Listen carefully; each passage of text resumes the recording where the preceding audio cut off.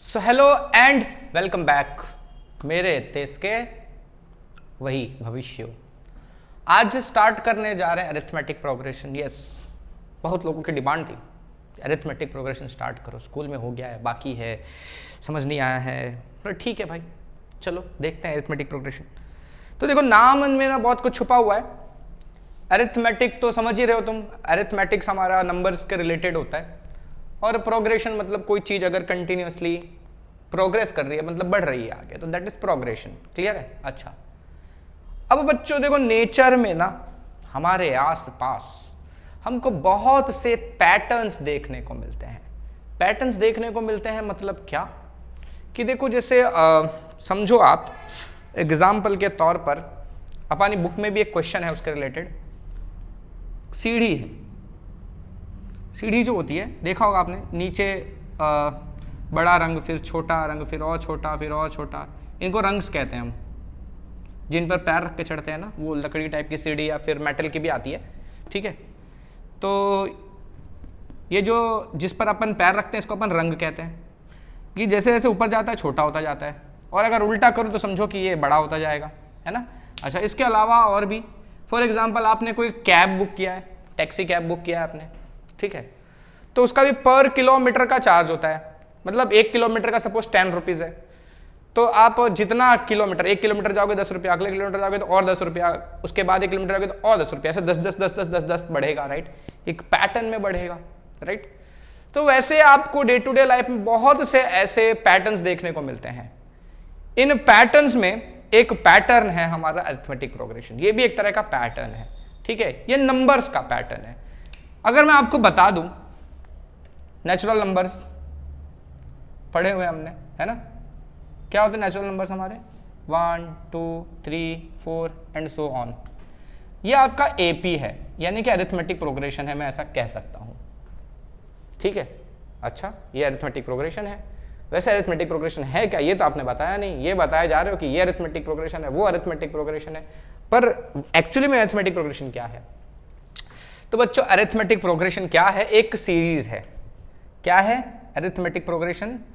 एक सीरीज है, नंबर्स की सीरीज है, नंबर सीरीज, ठीक है। आपको कई पैटर्न देखने को मिलेंगे, कई तरह की सीरीज देखने को मिलेंगी। देखो, फॉर एग्जांपल मैं एक सीरीज लिखता हूं, 2 4 6 8 10 12, है ना। छोटी छोटी क्लासेस में कुछ हमको पैटर्न स्टडी करने को मिलते थे। छोटी क्लासेस में मैथ्स में हमको ऐसे पैटर्न्स आते थे, है ना। फिर बोलते थे, फॉर एग्जांपल इतना दिया रहेगा और बोलेंगे आगे के 2 बॉक्सेस भरो या 3 बॉक्सेस भरो, है ना।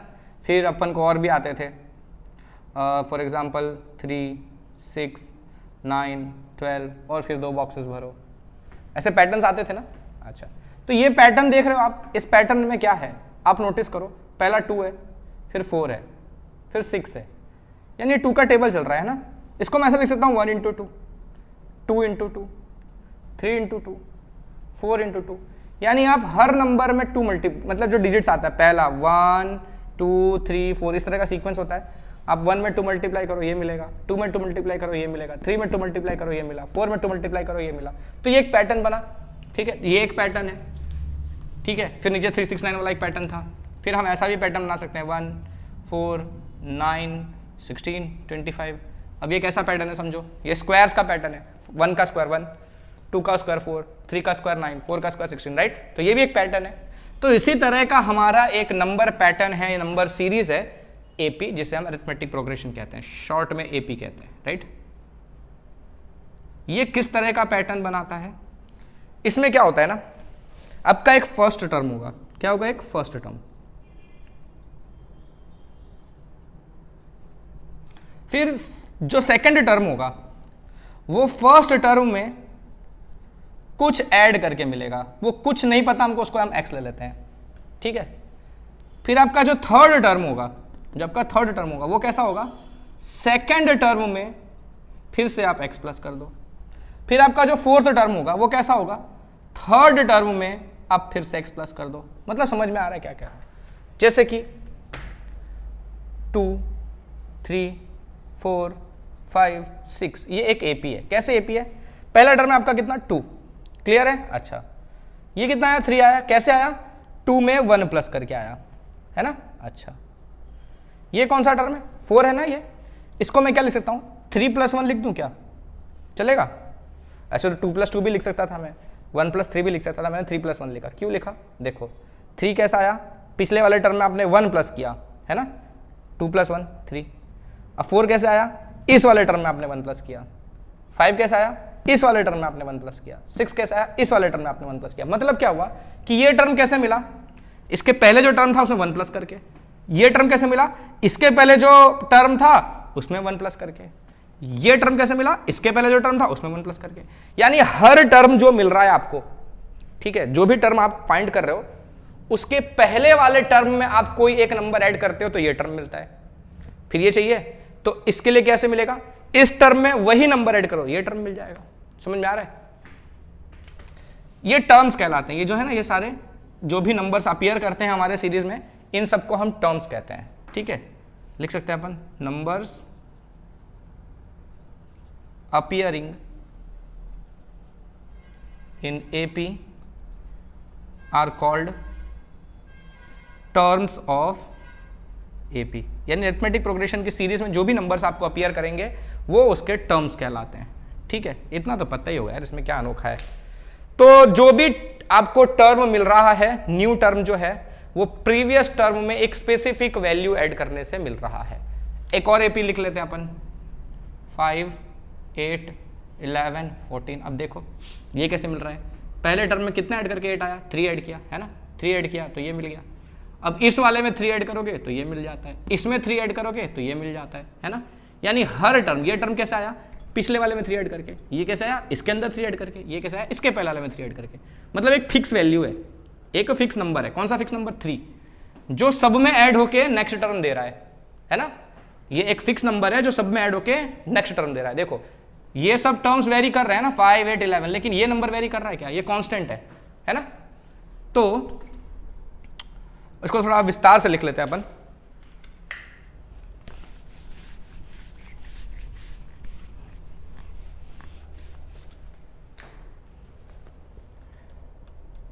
Every AP is formed in such a manner that a new term is formed by adding a constant value to its previous term।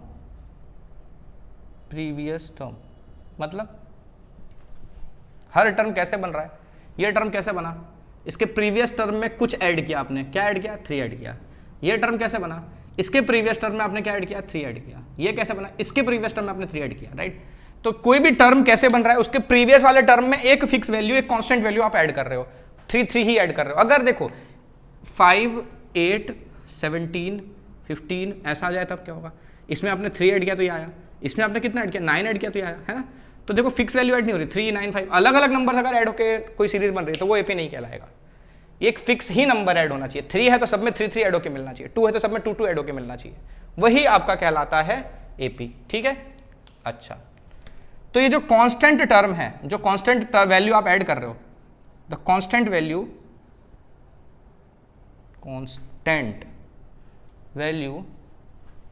Is called common difference. क्या कहलाता है ये, कॉमन डिफरेंस कहते हैं हम इसको। ठीक है, इसको हम डी से रिप्रेजेंट करते हैं। क्लियर है। तो हर एपी कैसे बनता है, हर एपी में जो भी टर्म आप ला रहे हो उस टर्म के प्रीवियस टर्म में एक कांस्टेंट नंबर ऐड करना पड़ता है, सबके लिए ऐसा ही करना पड़ता है। और जो कांस्टेंट नंबर आप ऐड करते हो बार बार, उस कांस्टेंट टर्म को आपका कहते हो कॉमन डिफरेंस। क्लियर है, जिसे हम डी से रिप्रेजेंट करते हैं। ओके, अच्छा। अब जो हमारे एपी के टर्म्स है ना, इनको भी हम नंबर्स रिप्रेजेंट करते हैं, कैसे ए से A1 A2 A3 and so on. किसी किसी बुक में T1 T2 T3 and so on ऐसा भी दिया रहता है, तो इससे कुछ लेना देना नहीं है। हमारे एनसीईआरटी बुक में A1 A2 A3 ऐसा लिख के दिया हुआ है, ठीक है। तो हम ये नहीं देख रहे हैं। कुछ स्टेट बुक्स के मतलब स्टेट बोर्ड के टेक्स्ट बुक में T1 T2 T3 ऐसा करके दिया हुआ रहता है, तो इतना टेंशन लेने की जरूरत नहीं है, मतलब सबका एक ही है। ओके, अच्छा। अब एपी ना आर ऑफ टू टाइप्स, दो तरह की एपी होती है। पहला है finite AP, finite arithmetic progression, और सेकंड है इनफाइनाइट अरिथमेटिक प्रोग्रेशन। अब ये तो समझ में आ ही जाएगा कि क्या है एक्चुअली इसका मतलब। इसमें क्या नंबर ऑफ टर्म्स फिक्स होते हैं, मतलब ये एपी खत्म होगा, मीन्स इट विल एंड, ये कहीं ना कहीं तो खत्म होगा। मतलब जैसे मैंने 4 नंबर का एक एपी बनाया है, ठीक है, ये एपी है मेरा, 4 ही टर्म है इसके अंदर, तो ये फाइनाइट एपी है, ये खत्म हो गया। लेकिन अगर मैं ऐसे डॉट डॉट डॉट डॉट बना दूं, मतलब इसमें आगे नंबर लिखते ही रहेंगे हम, ठीक है, बुढ़े हो जाएंगे, मर जाएंगे, नया जन्म लेंगे, फिर बोलते रहेंगे, फिर मर जाएंगे, फिर नया जन्म लेंगे, फिर मर जाएंगे, चलते ही रहेगा, लेकिन ये टर्म कभी खत्म नहीं होंगे, ठीक है, बढ़ते ही रहेंगे, बढ़ते ही रहेंगे। जैसे नंबर्स हैं, नंबर्स इनफाइनाइट, हमको पता है, नंबर्स आप काउंट करते रहो, बुढ़ा जाओ, मर जाओ, फिर नए जन्म लो, फिर से काउंट करो, फिर से मर जाओ, कोई फर्क नहीं पड़ता, नंबर खत्म नहीं होने वाले। तो वैसे ही अगर खत्म नहीं हो रहा है तो वो इनफाइनाइट है, और कहीं अगर खत्म हो जाता है तो वो फाइनाइट है, ठीक है। इसको सिंपली लिख दो नॉन टर्मिनेटिंग। नॉन टर्मिनेटिंग में समझते हो ना, जो कभी एंड नहीं होता। क्लियर है? हम अभी फिलहाल ज्यादातर हमको फाइनाइट एपी के क्वेश्चंस आएंगे, ठीक है।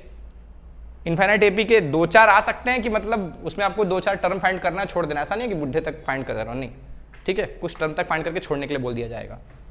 बेसिकली ज्यादातर हम इसी में खेलने वाले हैं, फाइनाइट वाले में। क्लियर है? तो यार अब कथा बहुत हो गई है ना। अच्छा हाँ, एक चीज और बताना रह गया, एक चीज और बताना रह गया कि जो कॉमन डिफरेंस है हमारा डी, ठीक है, कॉमन डिफरेंस जो है हमारा, difference can be positive, negative और जीरो, कुछ भी हो सकता है वो, समझे। आपका ये जो सी डी है ना कॉमन डिफरेंस, वो पॉजिटिव भी हो सकता है, नेगेटिव भी हो सकता है, जीरो भी हो सकता है। मतलब ये कि ऐसा जरूरी नहीं है कि आपको 2, 4, 6 ऐसा इंक्रीजिंग ऑर्डर में ही नंबर मिले, आपको नंबर्स इस तरह से भी मिल सकते हैं, 10, 8, 6, 4 एंड सो ऑन। तो इस केस में आपका डी नेगेटिव होगा, वो आगे हम देखेंगे, ठीक है। जीरो भी हो सकता है, जीरो होने का मतलब एक क्वेश्चन है, वो डिस्कस करेंगे तब पता चल जाएगा आपको। तो डी जीरो भी हो सकता है, इतना ध्यान रखना, पॉजिटिव, नेगेटिव और जीरो हो सकता है, ये 1 मार्क के क्वेश्चन में आ सकता है आपको। क्लियर है? अच्छा, तो आते हैं अपन एक्सरसाइज पर। कुछ एग्जाम्पल्स दिए हुए हमको और पहचानना है कि क्या ये एपी है कि नहीं है, डे टू डे लाइफ के एग्जाम्पल्स हैं, ठीक है। तो एक्सरसाइज 5.1 में पहला क्वेश्चन है, आपके पास टेक्स्ट बुक होगी, मेरे पास मेरे लैपटॉप पे खुला हुआ है तो मैं वहीं से देख के बताऊंगा। In which of the following situations does the list of numbers involved make an arithmetic progression and why?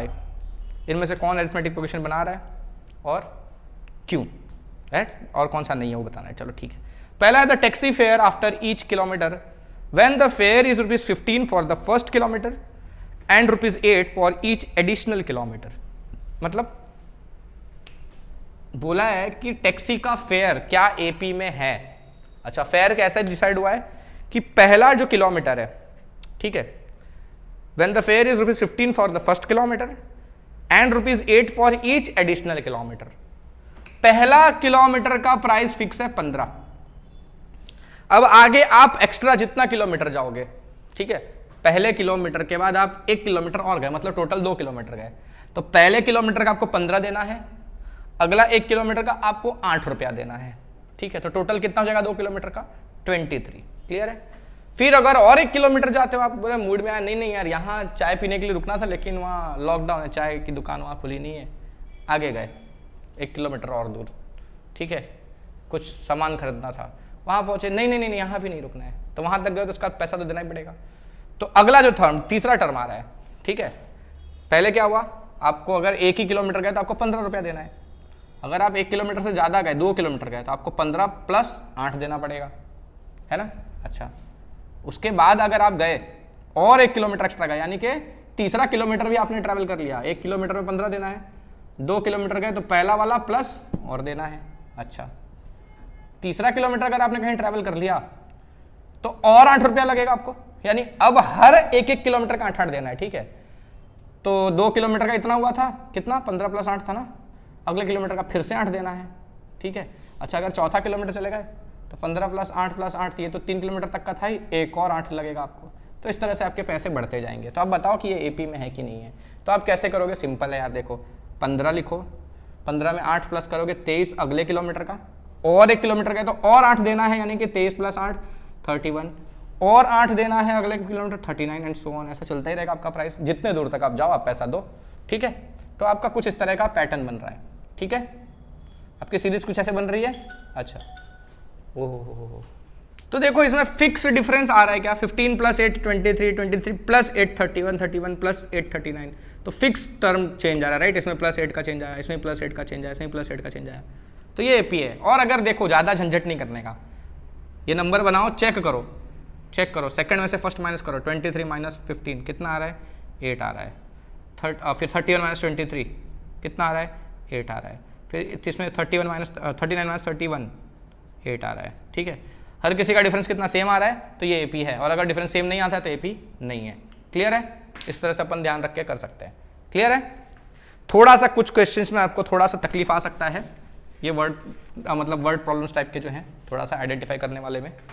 अच्छा, क्वेश्चन नंबर 2 जो है, the amount of air present in a cylinder when a vacuum pump removes 1/4 of the air remaining in the cylinder at a time.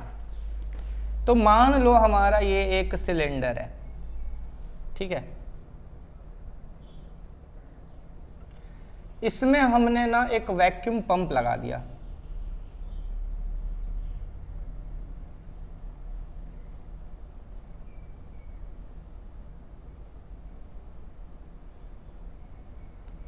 ठीक है। अब ये vacuum pump क्या करने वाला है, इसमें जो एयर भरी हुई है उसको निकालेगा, ठीक है, कितनी 1/4, ठीक है। तो जो हर बार एयर बचेगा, ठीक है, एक बार चलाया आपने पंप तो कुछ एयर बचा, दूसरी बार आपने चलाया तो कुछ एयर निकल गया, फिर से कुछ बचा, तीसरी बार चलाया तो कुछ निकला, फिर से कुछ बचा। तो ये जो बार बार बच रहा है, तो ये जो वॉल्यूम्स आएंगे आपके, क्या ये एपी में है, ये चेक करना है। अब बहुत से बच्चे ऐसा सोच रहे होंगे, यार 1/4 हर बार तो निकाल रहा है, यानी कि हर बार डी तो 1/4 ही है ना आपका, है ना, तो फिक्स ही आ रहा है, यानी कि एपी होगा। ऐसा नहीं है। अब क्वेश्चन अगर ध्यान से पढ़ो तो वहां लिखा है 1/4 ऑफ द रिमेनिंग, ठीक है, मतलब पहली बार उसने जितना निकाला, ठीक है, पहली बार फुल था तो उसका 1/4 यानी कि 25% निकाल दिया उसने, ठीक है, 25% निकाल दिया। तो अब कितना बचा, 75% बच गया, समझे। दूसरी बार जब चलेगा ना वो, तो वो 75 का 25% निकालेगा, समझे। 25% ऑफ जो बचा हुआ 75% है ना, इसका 25% निकालेगा, समझे, टोटल का नहीं, यानी हर बार सेम अमाउंट ऑफ एयर नहीं निकलेगा। तो चलो कैसे देखते हैं अपन, इसको मान लेते हैं इसका पूरे टैंक का वॉल्यूम है हमारा V, ठीक है, V क्या है हमारा, वॉल्यूम ऑफ टैंक, यानी कि पहले एयर कितना था, एयर सबसे पहले कितना था, V अमाउंट का था, ठीक है। एक बार पंप चला, पंप फर्स्ट टाइम चला, ठीक है, तो उसने कितना निकाल दिया, 1/4 ऑफ V निकाल दिया, है ना, जितना था उसका। चलो ऐसे लिखते हैं, हालांकि आपको ऐसे एक्सप्लेन करना नहीं है, पर मैं आपके समझने के लिए खाली ऐसा लिख रहा हूं। एयर रिमूव्ड फर्स्ट टाइम कितना, 1/4 ऑफ V, जितना था उसका 1/4। तो पहली बार तो फुल था ना टैंक, तो फुल का 1/4 निकाल दिया, है ना, यानी कि 1/4 ऑफ V यानी कि V/4 लिख सकते हैं हम, ठीक है। अच्छा, तो रिमेनिंग कितना बचा, जितना था उसमें से V/4 निकल गया, तो बचा कितना, 3V/4, इतना बचा। अच्छा, जब सेकंड टाइम चलेगा, पंप रन्स सेकंड टाइम, तो क्या करेगा, कितना एयर निकालेगा वो, जितना रिमेनिंग है उसका 1/4, ऐसा लिखा है ना, हर बार लिखा है कि जितना रिमेनिंग है उसका 1/4।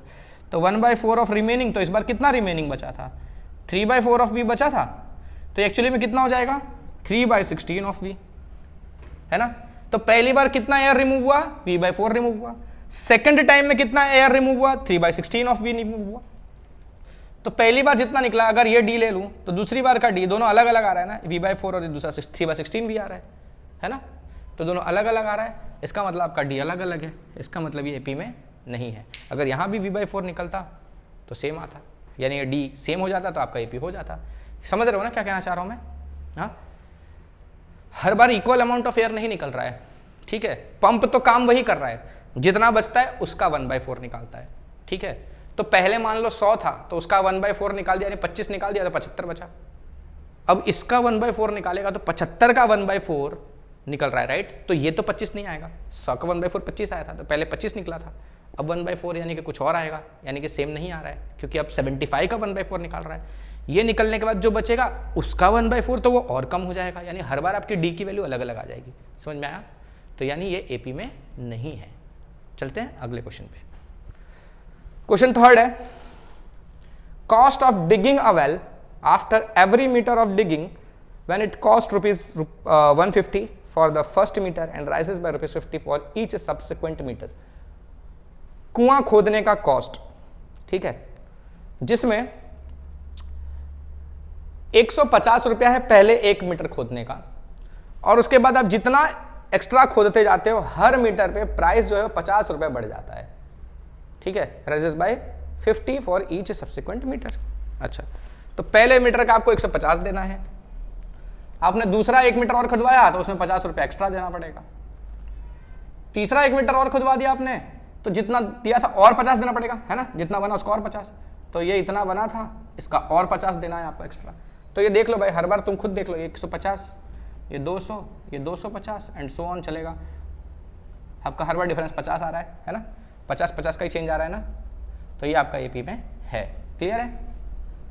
अगला क्वेश्चन क्या है इसमें, fourth, amount of money in the account every year, हर साल आपके अकाउंट में पैसा कितना बचता है। ठीक है, when 1000 is deposited at compound interest at 8% per annum, कितना डिपॉजिट किया आपने प्रिंसिपल, 1000 है, 1000, और आपका रेट ऑफ इंटरेस्ट बोला है 8% पर एनम, यही बोला है ना। अच्छा, 1000 रुपये आपने डिपॉजिट किया और 8% आपका रेट ऑफ इंटरेस्ट है, लेकिन कौन सा इंटरेस्ट लग रहा है यहाँ पर, कंपाउंड इंटरेस्ट लग रहा है।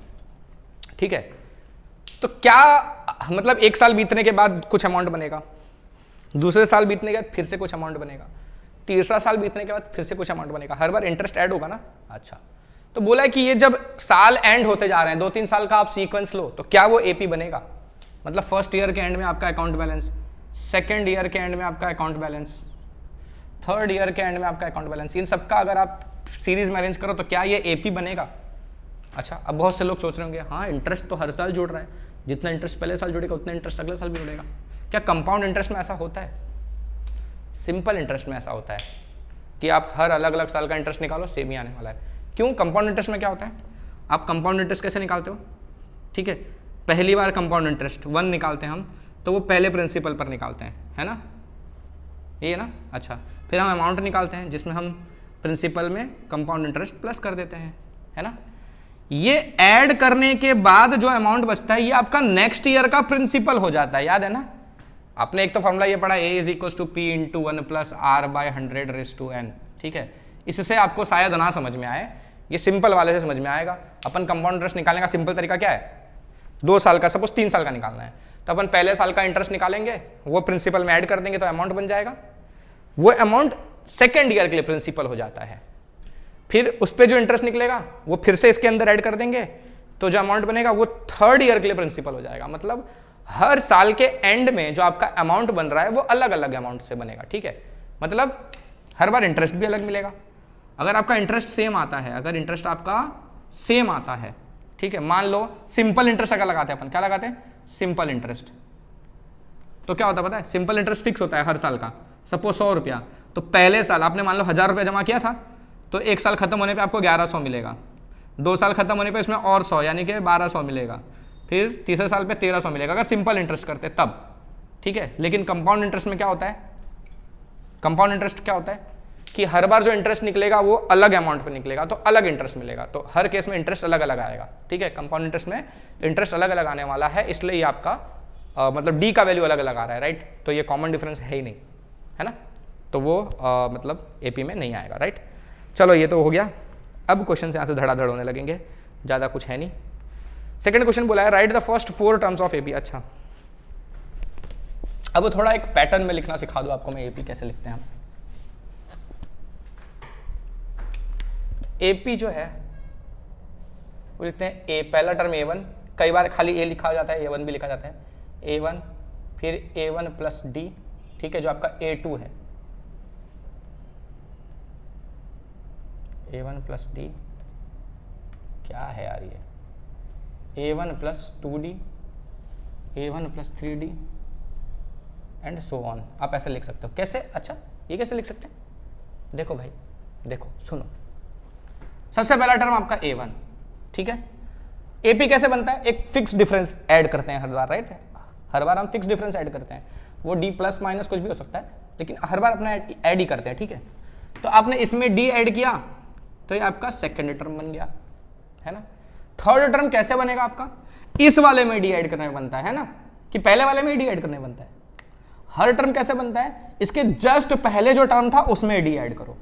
तो ये वाला टर्म कैसे बनेगा? इसके जस्ट पहले वाला जो टर्म है, यानी ये वाला जो टर्म है, इसमें D ऐड करो, तो ये अल्टीमेटली A1 प्लस 2D हो जाएगा। अच्छा, फिर अगला टर्म जो आएगा वो कैसे बनेगा? जो इसके पहले टर्म था उसमें D ऐड करो। तो इसके पहले का टर्म ये रहा, A1 प्लस D, ये था इसके पहले का टर्म, इसमें D ऐड करोगे तो ये क्या हो जाएगा? A1 प्लस 3D हो जाएगा, ये वाला आ जाएगा। समझ में आया? तो कुछ इस तरह का पैटर्न होता है, ये ध्यान रखना है आपको, ठीक है। और ये बहुत जरूरी है, इसको ध्यान रखोगे तो बहुत से बड़े बड़े क्वेश्चंस आप डायरेक्टली पिक कर सकते हो इसकी वजह से, ठीक है। ये ध्यान रखना जरूरी है, A1 plus D, A1 plus 2D, A1 plus 3D and so on. Clear है? पहला खाली A है, उसके साथ D नहीं होता है, सेकंड से D स्टार्ट होता है, तो सेकंड में एक D, थर्ड में 2D, फोर्थ में 3D, मतलब जो भी टर्म है उसमें एक कम करके D लगा देना है। फोर्थ टर्म में तो 3D, फिफ्थ टर्म में तो 4D, ऐसे। क्लियर है? तो इस तरह का आपका कुछ बनता है ये। अच्छा, चलते हैं अब हम क्वेश्चन पर। बोला राइट फर्स्ट 4 टर्म्स, जिसमें एक्सरसाइज 5.1 है, राइट, उसका भी क्वेश्चन नंबर 2 और उसका भी क्वेश्चन नंबर 1। 4 टर्म्स लिखने जिसमें A दिया हुआ है हमको 10, D दिया हुआ है 10। अरे यार ये भी कोई क्वेश्चन है, तो AP बनाना है आपको। चलो मैंने क्या बताया, A1 प्लस D, हाँ D, A1 plus 2D, A1 plus 3D, 4 terms हो गए क्या? हो गए ना? तो भाई देखो A1 कितना आपका 10 है, पहला टर्म यानी A ही है। A1 बोलो A बोलो एक ही बात है। इसको A खाली A plus D, A plus 2D, A plus 3D ऐसे भी लिखा जाता है, ठीक है, ऐसे भी लिख सकते हो, या A1 लिखो तो A1 प्लस ऐसे कुछ भी लिख सकते हो, आपकी मर्जी है, कोई प्रॉब्लम नहीं है। ओके, तो 10 है पहला A, उसके बाद क्या है A1 प्लस D ना, तो 10 प्लस 10 यानी कि 20। इसके बाद क्या है A प्लस 2D है ना, तो पहला 10 है प्लस 2D, तो 10 प्लस 2 इंटू D, तो कितना लगा 20 प्लस 10 यानी कि 30 एंड 40 एंड सो ऑन। ये क्या कोई बहादुरी वाली बात है? हाँ, बाकी तुम कर लेना यार। एक देखो माइनस वाला करवा देता हूँ, कुछ लोगों को कन्फ्यूजन ना हो। अच्छा हाँ, सेकंड वाला, राइट, ये बहुत इंपॉर्टेंट था, बहुत ही इंपॉर्टेंट था। अच्छा वो मेरी नज़र पड़ गई। A कितना है हमारा -2 और D कितना है हमारा 0। तो इसका अगर मैं A भी बनाऊँ तो कितना आएगा -2। उनको पता है A plus D, A plus 2D, A plus 3D, यही लिखना है ना हमको। अब बोलोगे यहाँ A1 लिख के किए थे, यहाँ A लिख के किए थे। भाई किसी को कन्फ्यूजन ना हो, सबके हिसाब से समझ लो, A के हिसाब से भी समझ लो, A1 के हिसाब से भी समझ लो, ठीक है। तो A कितना है -2, ये कितना है -2 प्लस 0, ये कितना है -2 प्लस 2D ना, तो 2 इंटू 0, फिर से -2 प्लस 3D, तो 3 इंटू 0 है ना।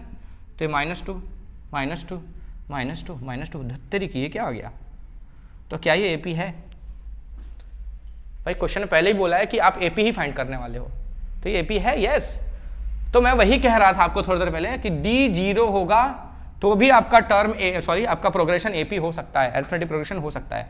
मतलब सेम नंबर है, 4 4 4 4 4 4 चलता जा रहा है, 7 7 7 7 7 चलता जा रहा है, ठीक है, वो भी AP है, ठीक है, ये AP है। क्लियर है? जरूरी नहीं कि हर बार नंबर चेंज होगा, सेम नंबर है खाली तो भी AP है। इस केस में आपका D 0 है। क्लियर है? तो ये ध्यान रखना, पक्का? ओके, तो माइनस वाला एक क्वेश्चन करवा देता हूं, है ना।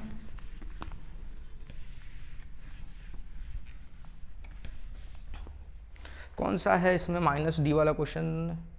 चलो ना फिफ्थ वाला लेता हूँ। क्वेश्चन तो 2 हैं लेकिन फिफ्थ वाला लेता हूँ, वो थोड़ा सा डिफिकल्ट लग रहा है कुछ लोगों के लिए, नया है इसलिए। बाकी इसमें कुछ है नहीं, ये कोई पूछने नहीं वाला आपसे कि 4 टर्म लिखो 5 टर्म लिखो, लल्लू झप्पू क्वेश्चन है, ये कोई नहीं पूछने वाला है। पूछेगा उसको भी बहुत पाप लगेगा। ये है -1.25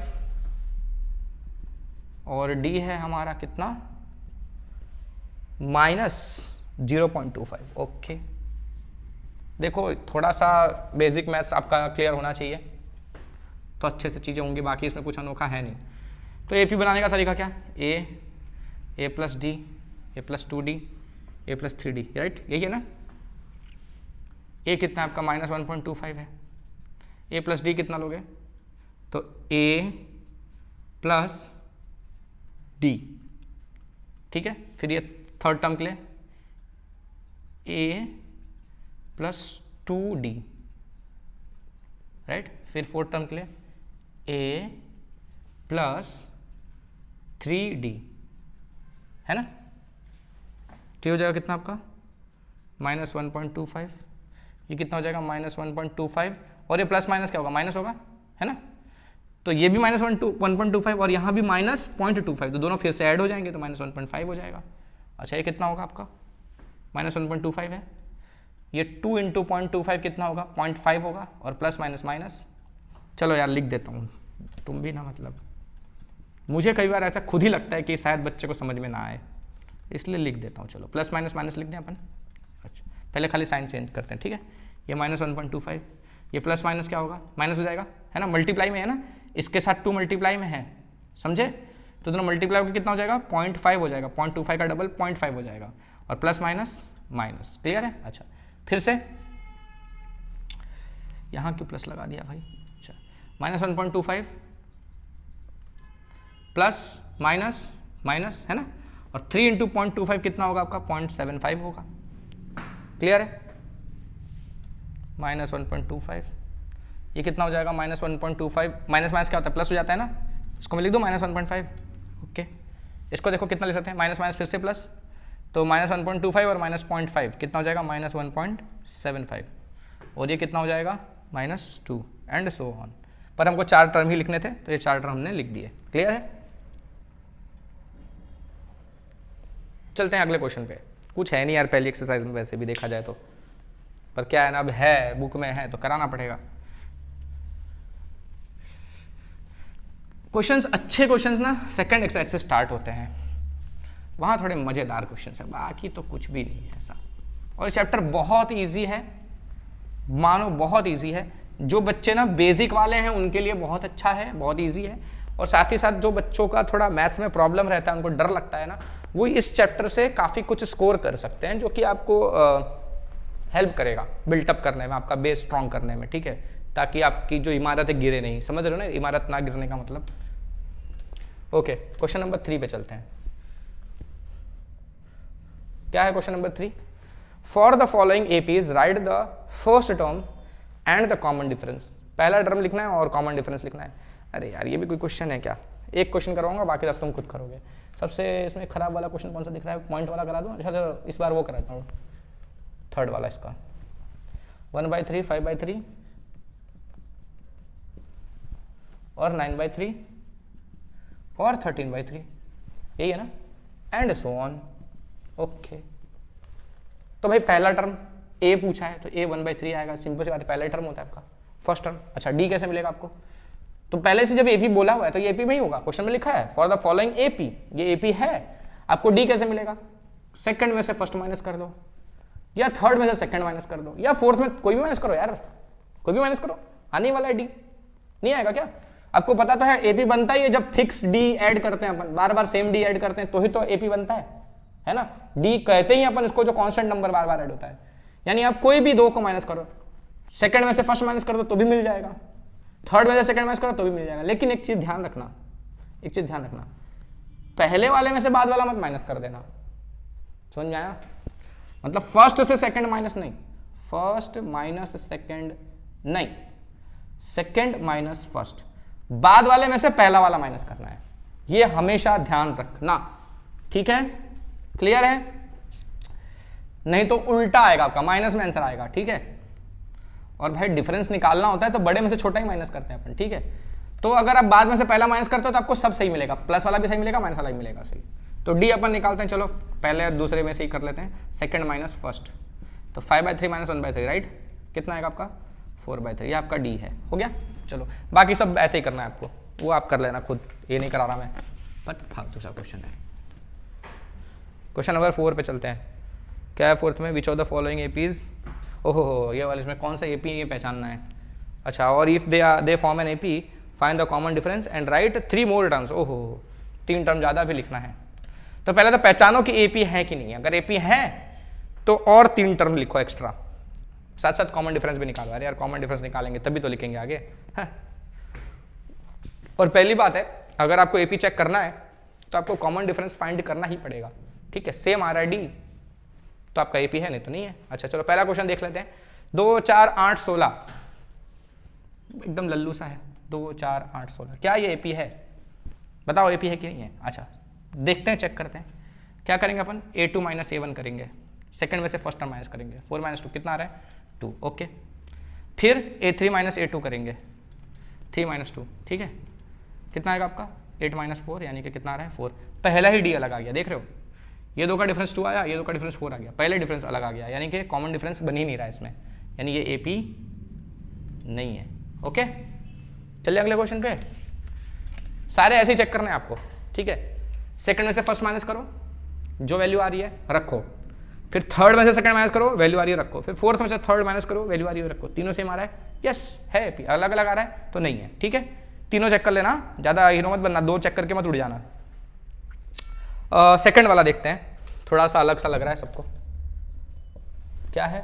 2 5/2, 2 5/2, 3 7/2 एंड सो ऑन। अच्छा चलो ये a1 है हमारा, ये a2 है, ये a3 है, ये a4 है। तो सबसे पहले निकालते हैं a2 माइनस a1, ठीक है? तो 5/2 माइनस 2 कैसे लेंगे? एलसीएम लेंगे तो कितना आएगा?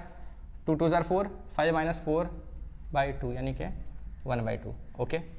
अब a3 माइनस a2 की बारी, 3 में से 2 माइनस करते हैं, देखते हैं क्या आता है।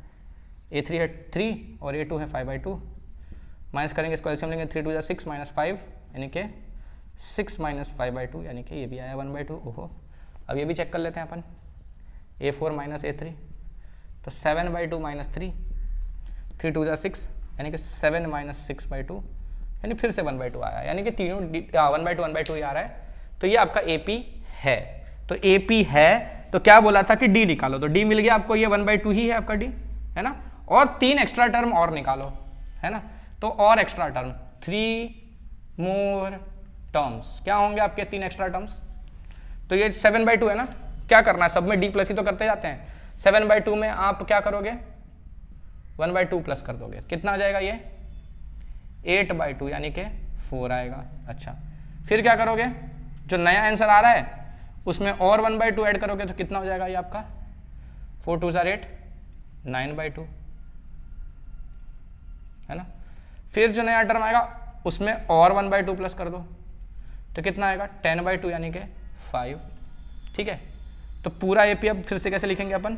3 टर्म लिखना था ना एक्स्ट्रा, तो देखो अब क्या है अपना 2 5/2 3 7/2, फिर क्या आएगा अपना 4 9/2 5, बस इतने तक लिखना था। 3 एक्स्ट्रा टर्म जो लिखना था उसको अपन ऐसे डैश डैश डैश बना के लिख सकते हैं या बॉक्स में लिख सकते हैं ऐसे, ठीक है? हो गया अपना काम। अच्छा इसमें और कुछ, हाँ एक 5th वाला क्वेश्चन देख लेते हैं, वो भी थोड़ा अजीब लग रहा है, रूट वाला है ना, इसलिए बच्चों को प्लस माइनस करने में थोड़ी सी तकलीफ हो सकती है, कुछ बच्चों को, वैसे सबको नहीं, ठीक है? बच्चे स्मार्ट हो गए हैं और मेरे ख्याल से हमने रूट वाले 1-2 क्वेश्चन पहले भी अलग तरह के देखे हैं।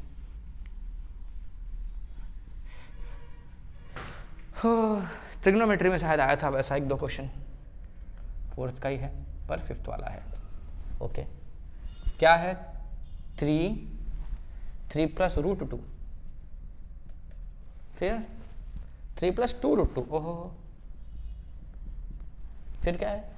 3 प्लस 3√2, ग्रेट। क्या आपको ये एपी में लग रहा है? चेक करते हैं। तो क्या करेंगे? a1 a2 a3 a4, तो पहले a2 माइनस a1 निकालेंगे। क्या है ये? 3 प्लस √2 है, उसमें से माइनस क्या करना है आपको? 3, तो क्या होगा? 3 और 3 माइनस होकर बचेगा क्या? खाली √2, समझे? 3 और 3 माइनस हो जाएगा, √2 बच जाएगा, ओके। अब माइनस करते हैं अपन a3 में से a2, ठीक है? तो a3 आपका कितना है? 3 प्लस 2√2, उसमें से आपको माइनस करना है a2, हाँ लेकिन ये ध्यान रख के लगाना, अगर ये नहीं लगाया होता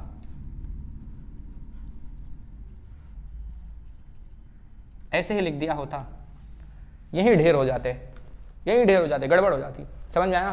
तो मैं कभी बोलता हूँ जब दो टर्म को माइनस करना है ना, दो टर्म का एडिशन माइनस करना है तो ब्रैकेट लगा के किया करो, ठीक है, ताकि आपको ध्यान रहेगा ब्रैकेट खोलते टाइम की माइनस का साइन लगाना है ना, नहीं तो डायरेक्टली लिख दोगे तो गड़बड़ हो जाएगा।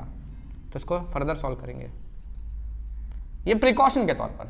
आप बिना ब्रैकेट लगाए डायरेक्टली लिखना चाहते हो तो लिख सकते हो, मैं डायरेक्टली चाहता तो लिख देता -3, कहाँ था, कौन सा था, ये वाला माइनस करना था ना, -3 -√2 डायरेक्टली लिख सकता था मैं, लेकिन मोस्ट ऑफ केसेस में ऐसी गलती हो जाती है, ठीक है, कि वो डायरेक्टली लिखने में कई बार चूक जाते हैं हम।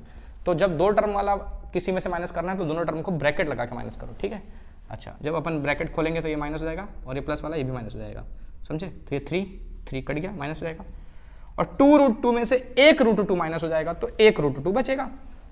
मैंने पहले ही बताया था कि अपन ऐसे 2√2 समझे, इसको अपन 2x समझ सकते हैं, रूट वाले को x ले लो, है ना। तो ये कितना हो जाएगा, 2x हो जाएगा, माइनस ये क्या है, अकेला x है, तो 2x - x कितना आता है, x ही तो आता है, और x कितना है, √2 है, समझ रहे हो। तो 2√2 में से यहाँ कुछ नहीं मतलब 1 है, तो 2√2 में से 1√2 आपने माइनस किया तो √2 आ गया, तो यहाँ भी √2 आ रहा है, राइट, डी। अच्छा, अब A4 में से A3 माइनस करके देख लेते हैं अपन। 3 + 3√2 है, उसमें से माइनस करना है आपको 3 + 2√2, सॉल्व कर लो, ये ब्रैकेट खुलेगा, ये भी माइनस माइनस दोनों हो जाएंगे, ये कट गया, ये कट गया, 3√2 में से 2√2 गया तो 1√2 बचेगा, यानी फिर से 1√2 आ गया। समझ में आ रहा है, हर बार आपका √2 ही आ रहा है, डी, है ना। तो आपका कॉमन डिफरेंस कितना आया है यहाँ पर, डी इक्वल्स टू आया आपका √2। तो 3 न्यू टर्म्स आपके जो बनेंगे वो क्या बनेंगे, जो लास्ट टर्म है उन सब में √2 प्लस करते जाओ। तो 3 + 3√2 है ना, इसमें और √2 प्लस करोगे तो कितना हो जाएगा पता है, 3 + 4√2, एक और तो 3 + 5√2, एक और 3 + 6√2, आप करके देख लेना, ऐसा ही आएगा, ठीक है। हर टर्म में आपको √2 प्लस करते जाना है। अरे यार वैसे भी वो दिख रहा है, देखो 3 था, 3 + 1√2, 3 + 2√2, 3 + 3√2, तो 3 + 4√2, 3 + 5√2, 3 + 6√2, वो तो गया, ठीक है। और कोई क्वेश्चन है क्या इसमें से कराने जैसा? हाँ, ये 6th वाला भी है, 6th वाला भी देख लेते हैं। क्या करूँ अब, मेरे को थोड़ा वीडियो लंबा करना था कि भाई 10-15 मिनट में निपटा दूंगा तो मज़ा नहीं आएगा, तो इसलिए कुछ क्वेश्चंस करवा देता हूँ, थोड़ा थोड़ा बच्चों को लगे कि हाँ किया भी है हमारे लिए।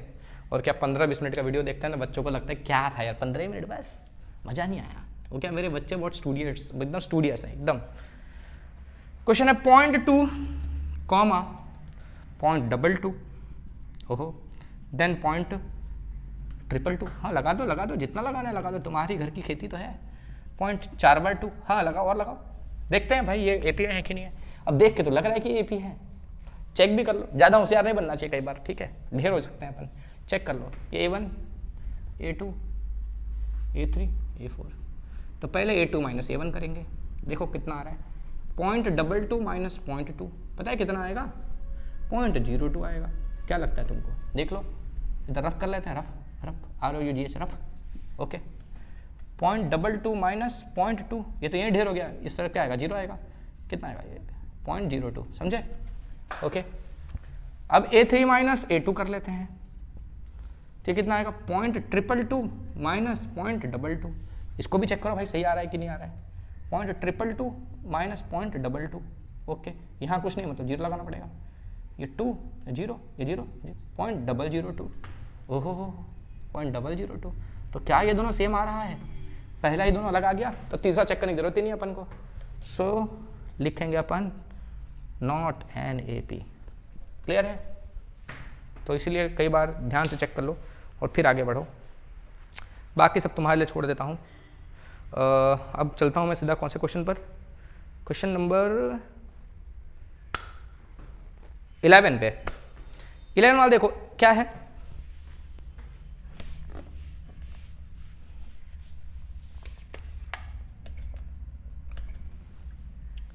A² A³ A4, A² A³ A4, क्या ये AP है, ए में ए मल्टीप्लाई करने से ए स्क्वायर होता है, और ए मल्टीप्लाई करने से ए क्यूब होता है, और ए मल्टीप्लाई करने से ए रेज़ टू 4 होता है।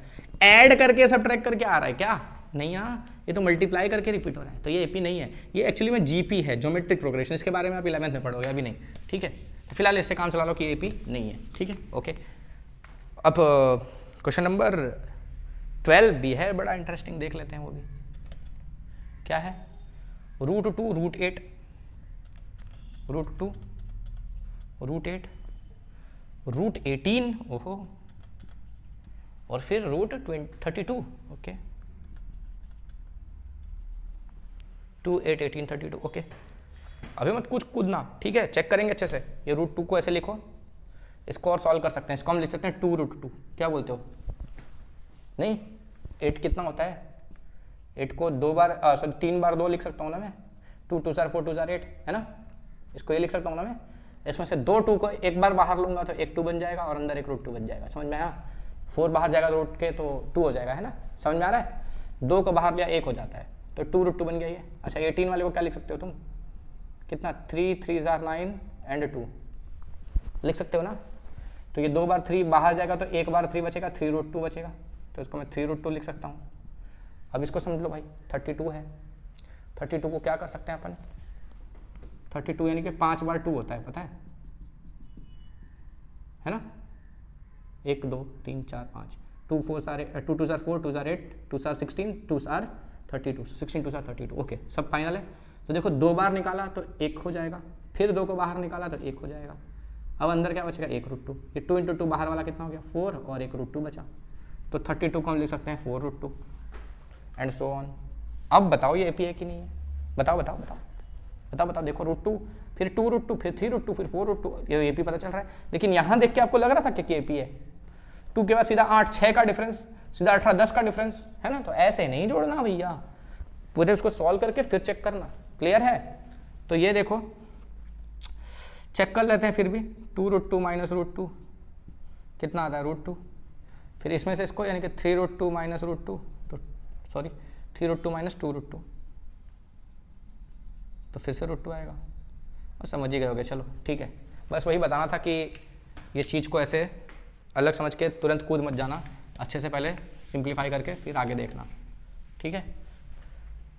बाकी यार समझदार हो। तो यहाँ पर ये पहली एक्सरसाइज हमारी खत्म हो जाती है, राइट?